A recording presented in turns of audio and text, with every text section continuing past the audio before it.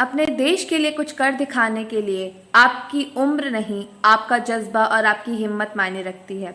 Hi guys, an Independence Day special में सुनिए भिकाजी कामा की कहानी। तो चलिए शुरू करते हैं। भिकाजी कामा के बारे में अगर मैं आपको बताऊं तो वो पहली महिला थी, महिला ही नहीं पहली भारतीय थी जिन्होंने भारत के बाहर किसी अन्य देश में जाकर भारत का झंडा लहराया था 1907 में। सोचिए, भारत की स्वतंत्रता के पहले। तो चलिए ज़रा उनके बारे में जान लेते हैं।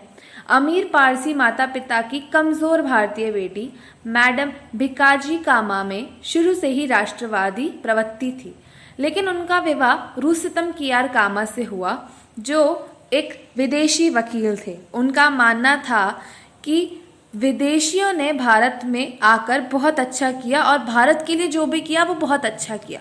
भिकाजी का मानना था कि अंग्रेज़ों ने भारत में भाग लिया और भारत को अत्यंत गरीबी में रखा। इसके लिए वे हजार कारण बता सकती थी। आखिरकार ये कपल अलग हो गया। सन 1907 में भिकाजी कामा ने स्टगार्ट्स, जो जर्मनी का एक शहर है, वहां पर भारत का झंडा लहराया था।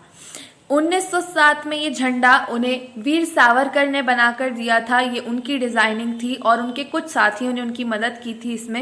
वो झंडा green, red and saffron colour का था। उस पर वंदे मातरम लिखा हुआ था और उस पर 8 लोटस बने हुए थे जो हमारे 8 इंडिपेंडेंट प्रोविंसेस को रिप्रेजेंट करते थे।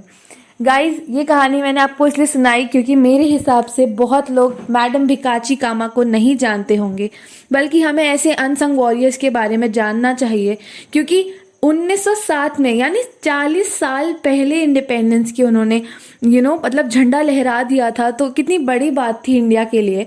एंड हमें वो सब पता ही नहीं है, हम बस इंडिपेंडेंस डे को एक छुट्टी की तरह मना लेते हैं। तो इस इंडिपेंडेंस डे प्लेज कीजिए कि आप भी इंडिया के लिए कुछ करेंगे, आगे बढ़िए। एंड इस चैनल को भी सब्सक्राइब कर लीजिए जिससे आपको ऐसी ही मोटिवेशनल कहानी सुनने को मिलती रहे। At last I would say a very happy Independence Day and please subscribe to my channel. Vande Mataram.